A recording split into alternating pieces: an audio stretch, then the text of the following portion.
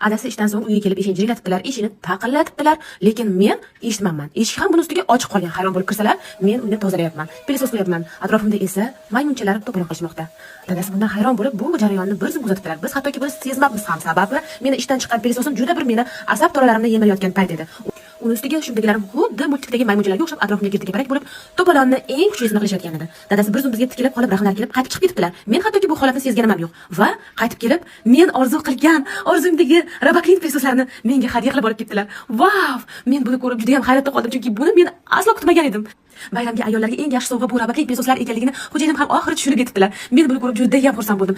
Sababi biz nozik xilqat ayollarni eski pilisos kabi ortiqcha kuchni sarflamagan holatda mexanik tarzda Robaklin pilisoslari gilam tubidagi changlarni ham o'ziga so'rib oladi. Undan tashqari esa biz oldingi zamon ayollariga o'xshab gilamlarni ko'chaga olib chiqib, sudrab, suvlar bilan yuvishga umuman hojatimiz yo'q. Uyda turgan holatda esa gilamlarni bemalol Robaklin pilisoslari orqali yuvib tozalab olishimiz mumkin. Farzandlarim ham xursand, sababi havoni ham tozalayveradi.